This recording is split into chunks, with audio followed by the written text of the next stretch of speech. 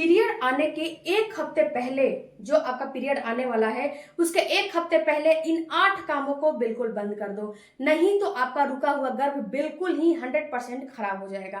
कौन कौन से काम है आज के इस वीडियो में हम जानेंगे। फ्रेंड्स, वीडियो को पूरा देखिएगा ताकि आपको कुछ इन्फॉर्मेशन में बहुत बहुत स्वागत है। सबसे पहले बात करते हैं फ्रेंड्स कि जो पीरियड आपका आने वाला है उसके एक हफ्ते पहले ये काम क्यों बंद कर देना चाहिए, क्योंकि फ्रेंड्स उस टाइम प्लांटेशन होता है तो उस टाइम पे कुछ काम आपको बिल्कुल नहीं करने चाहिए, क्योंकि सक्सेसफुल इम्प्लांटेशन के लिए आपका हार्मोन बिल्कुल सही होना चाहिए। सक्सेसफुल इम्प्लांटेशन के लिए आपका जो प्रोजेस्टेरोन है वो बिल्कुल लेवल में होना चाहिए। अगर वो लेवल में नहीं रहेगा, अगर आपका हार्मोन सही नहीं रहेगा तो ये आपका सक्सेसफुल इम्प्लांटेशन नहीं होगा। इम्प्लांटेशन का मतलब होता है फ्रेंड्स कि जो आपके बच्चेदानी में गद्देदार एक दीवार तैयार है उसमें आपके बच्चे को चिपकाया जाता है।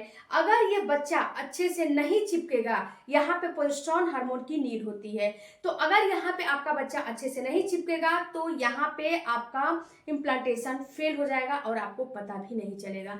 तो सबसे पहला काम आपको नहीं करना है स्ट्रेस लेना। देखो फ्रेंड्स, मैं हर वीडियो में बताती हूँ कि आप प्रेगनेंसी के लिए ट्राई कर रहे हो तो भी, प्रेगनेंसी के लिए ट्राई नहीं कर रहे हो तो भी स्ट्रेस आपको बिल्कुल भी नहीं लेना चाहिए। अगर आप स्ट्रेस लेते हो तो ये आपके लिए और आपके बच्चे के लिए बिल्कुल नुकसानदायक है। तो कभी भी आपको स्ट्रेस नहीं लेना चाहिए, इसके लिए चाहे हो कुछ भी। स्ट्रेस लेवल आपको जो है अपना डाउन रखना चाहिए। इसको डाउन रखने के लिए आप योगा कर सकते हो, मेडिटेशन कर सकते हो, या फिर जहां पे आपका वातावरण अच्छा है यानी कि आपके अनुकूल है पे आप जो है जाके वहां पे रह सकते हो कुछ दिनों के लिए, जब यानी कि 1 से 2 महीने के लिए, बहुत ज्यादा दिन के लिए नहीं। ओके, या फिर आपको जिस काम में बहुत ही अच्छा लगता है, जो भी काम आपको अच्छा लगता है उस काम को करो। अगर आपको ड्राइंग करना अच्छा लगता है तो ड्राइंग करो, अगर आपको किताबें पढ़ना, बुक पढ़ना अच्छा लगता है तो वो काम करो, लिखना अच्छा लगता है तो वो काम करो, जो है गाना सुनना अच्छा लगता है, सिंगिंग सुनना अच्छा लगता है तो वो काम करो।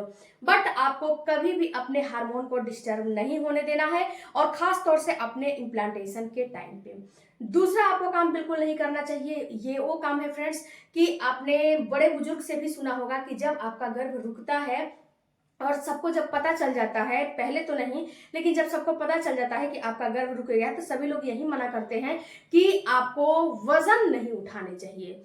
तो फ्रेंड्स, यहाँ पे वही मैं बात बता रही हूँ कि आपको कभी भी वजन नहीं उठाने चाहिए, चाहे वो वजन 5 किलो का है, चाहे वो वजन 10 किलो का है, लेकिन आपको वजन नहीं उठाने चाहिए। वजन उठाने से होता क्या है फ्रेंड्स कि आपके वजाइना पे या फिर आपके यूट्रस पे प्रेशर पड़ता है, दबाव पड़ता है और आपका बच्चा वहां से निकल जाता है, क्योंकि जो आपका जायगोट है, जो आपका बच्चा है वो बहुत छोटा सा है, बहुत बड़ा नहीं है, बहुत छोटा सा है, और इसको निकलने में बहुत ज्यादा देर और टाइम नहीं लगेगा, ये तुरंत निकल जाएगा और आपको पता भी नहीं चलेगा। तो इसीलिए आपको मना किया जाता है कि बहुत ज्यादा वजन का काम आपको बिल्कुल नहीं करने चाहिए, चाहे घर में कोई हो या फिर ना हो। इमरजेंसी में भी आपको वजन का काम नहीं करना चाहिए, और ये प्रिकॉशन आपको इम्प्लांटेशन के टाइम से ही रखना है, और एटलीस्ट पूरे 9 महीने तक रखना चाहिए।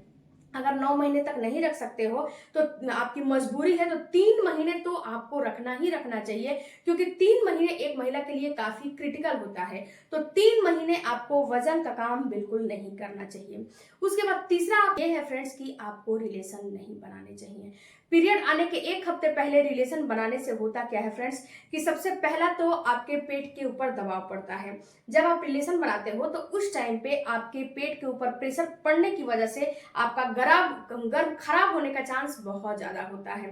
दूसरा इसके पीछे का लॉजिक है फ्रेंड्स कि जब आप रिलेशन बनाते हो तो आपके पार्टनर के, जो आपका पार्टनर है उसके जो स्पर्म है उसमें कुछ ऐसे एंजाइम होते हैं जो कि आपके यूट्रस में जाके कॉन्ट्रैक्शन पैदा कर देते हैं, और जब ये कॉन्ट्रैक्शन पैदा कर देते हैं तो आपके जो आपका पीरियड है वो आ जाता है। तो कभी भी आपको पीरियड आने के एक हफ्ते पहले रिलेशन नहीं बनाने चाहिए। आप अपना इम्प्लांटेशन का टाइम कैलकुलेट कर लो और उस टाइम पे आप बिल्कुल रिलेशन मत बनाओ। इसके लिए चाहे कुछ भी हो जाए लेकिन आपको रिलेशन नहीं बनाने हैं। अगला काम आपको नहीं करना है, अगला काम आपको नहीं करना है फ्रेंड्स, वो ये है कि जब आपका जो है पीरियड आने में 1 हफ्ता बाकी है या फिर पीरियड जो आया है उसके 22वें 23वें दिन के बाद से आपको सबसे पहले तो स्ट्रेस लेवल एक्सरसाइज नहीं करना चाहिए। स्ट्रेस लेवल एक्सरसाइज का मतलब क्या होता है? जो आपके पेट को स्ट्रेच दे, जो आपके पेट के ऊपर प्रेशर डाले, जो आपके पेट को जैसे कि खिंचाव प्रदान करे, वो एक्सरसाइज आपको नहीं करने चाहिए। इससे आपके पेट पे दबाव पड़ता है और आपका गर्भ खराब होने का चांस हो जाता है। तो आपको ये काम भी नहीं करने चाहिए। उसके बाद अगला आपको काम नहीं करना है फ्रेंड्स, आपको एक्सरसाइज करने हैं, ऐसा नहीं है कि एक्सरसाइज नहीं करने हैं, आपको नॉर्मल वाले एक्सरसाइज करने हैं, जैसे कि बटरफ्लाई एक्सरसाइज हो, वॉकिंग हो गया, धीरे धीरे कदमों से आप वॉकिंग भी कर सकते हो। तो इतना ही एक्सरसाइज करना है, बहुत ज्यादा नहीं करना है। और फ्रेंड्स, बहुत ज्यादा आपके दिमाग में आएगा कि हम रेस्ट करें, तो बहुत ज्यादा आपको रेस्ट भी नहीं करना है। आपका इम्प्लांटेशन हो रहा है, आप कोई बीमार नहीं हो, ओके, कि आप दिन भर सोए रहोगे, ओके, ये बात याद रखिएगा। उसके साथ साथ फ्रेंड्स, आपको एक काम और नहीं करना है, जैसे कि आप हाउसवाइफ हो, तो आप हाउसवाइफ हो तो जो कि आपको घर में रहने की आदत है, तो उस इम्प्लांटेशन के टाइम पे आपको बाहर नहीं जाना चाहिए, क्योंकि बाहर की प्राकृतिक कुछ दूसरी है। और अगर आप बाहर और घर दोनों काम करते हो, जॉब भी करते हो, घर में भी काम करते हो, तो आप कर सकते हो, नो डाउट, आपको कोई दिक्कत नहीं होने वाली है। लेकिन अगर आप घर में रहते हो और बाहर निकलोगे तो ये दिक्कत कर जाएगा।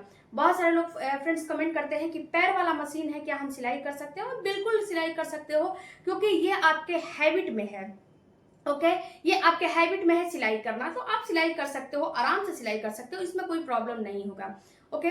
उसके बाद अगला काम आपको नहीं करना है फ्रेंड्स, वो ये है कि आपको हेयर वॉश, इन गर्मियों में मैं हेयर वॉश के लिए मना कर रही हूँ। तो बहुत सारे लोग बोल रहे हैं कि मैडम हेयर वॉश ना करे तो क्या बाल को, मतलब बाल में से बदबू आने लगता है। तो डियर, मैं आपको यहाँ बता दूं, कुछ पाने के लिए कुछ खोना भी पड़ता है। दूसरी बात फ्रेंड्स, कि अगर आप हेयर वॉश नहीं कर रहे हो, 8 से 10 दिन की तो बात है, अगर आपके बाल से बदबू आ रही है तो आप एक काम करो कि आप जो है टॉवेल ले लो, टॉवेल को भिगा दो, भिगाने के बाद उसमें अपने ऐसे हाथ फंसा लो और ऐसे ऐसे ऐसे कर लोगे तो उसमें का जितना भी ऑयल है और जितनी भी गंदगी है वो सारे के सारे उस टॉवेल में चली जाएगी, ट्रांसफर हो जाएगा और आपका बाल जो है नीट एंड क्लीन हो जाएगा। उतना तो नहीं होगा, लेकिन फिर भी काम चलने भर हो जाएगा। तो काम चलाने वाला जो रहता है ना, वो किसी भी तरह काम चला लेता है। वैसे हर 1 हफ्ते या फिर 8 दिन पे हेयर वॉश करते हैं, बहुत सारे लोग 2-2 दिन पे, 3-3 दिन पे करते हैं, लेकिन 2-2 दिन 3-3 दिन पे नहीं करने चाहिए। कम से कम हफ्ते में एक बार भी कर लो या फिर 1 से 2 बार कर लो, वो सही रहता है। लेकिन 2-2 दिन 3-3 दिन पे हेयर वॉश नहीं करना चाहिए। उसके बाद फ्रेंड्स, अगला आपको काम नहीं करना, आप हेयर वॉश कर लेते हो तो क्या होता है फ्रेंड्स, कि जो आपका प्रोजेस्टेरॉन हार्मोन बढ़ना चाहिए वो प्रोजेस्टेरॉन हार्मोन बढ़ता नहीं है और आपका प्रोजेस्टेरॉन हार्मोन घटने लगता है और आपके एंडोमेट्रियम की दीवार से आपका बच्चा निकल जाता है, ओके, इसीलिए मना किया जाता है। उसके बाद फ्रेंड्स, अगला काम आपको ये नहीं करना चाहिए, बहुत ज्यादा देर तक खड़े होके और बहुत ज्यादा देर तक बैठ के कोई भी वर्कआउट और कोई भी काम आपको नहीं करना चाहिए। इसके लिए चाहे कुछ भी हो जाए, बहुत ज्यादा देर तक ना तो कपड़े धुलने हैं, ना तो जो है कपड़े को प्रेस करने हैं, ना तो खाना बनाने हैं, ना तो रोटियां बनाना है, बहुत ज्यादा देर तक बैठ के और बहुत ज्यादा देर तक खड़े होके भी कोई काम नहीं करना है। बहुत ज्यादा देर तक बैठना है आपको तो आप एक काम करो कि थोड़ी देर के लिए अपने आप को जो है रेस्ट कर लो, उसके बाद फिर से आके वो काम कर सकते हो, यानी कि थोड़ा थोड़ा गैप लेके कर सकते हो। उसके बाद फ्रेंड्स, आपको अपने हाइजीन को मेंटेन जरूर से जरूर रखने हैं। इन टाइम पे जब आपका इम्प्लांटेशन हो रहा है उस टाइम पे, और ऊपर से गर्मी है, इन्फेक्शन होने के चांस बहुत ज्यादा होते हैं। तो आप अपने हाइजीन को जरूर से जरूर ख्याल करो कि आपका हाइजीन कहाँ जा रहा है। अपने प्राइवेट पार्ट को अच्छे से क्लीन करो, नीट एंड क्लीन रखो और अपना अंडर आर्म्स अच्छे से धुलो। अंडर गारमेंट्स का इस्तेमाल जो कर रहे हो कॉटन फैब्रिक के होने चाहिए, ओके, ये सारे काम करो, आपका गर्भ कभी नहीं गिरेगा, इम्प्लांटेशन आपका सक्सेसफुल हो जाएगा। बहुत सारे लोग का ये होता है फ्रेंड्स, जो है इम्प्लांटेशन ही उनका सक्सेसफुल नहीं होता है। तो अगर आप हर प्रिकॉशन रख रहे हो लेकिन इम्प्लांटेशन सक्सेसफुल नहीं हो रहा है तो आप ये नोटिस करना, या तो आपके अंडे की क्वालिटी सही नहीं है, या फिर एंडोमेट्रियम की दीवार सही नहीं है, या फिर आपका जो पार्टनर है उसका स्पर्म की क्वालिटी सही नहीं है, इसीलिए बार बार इम्प्लांटेशन फेल हो रहे हैं। वीडियो अच्छा लगे चैनल को सपोर्ट कीजिएगा, सब्सक्राइब कीजिएगा।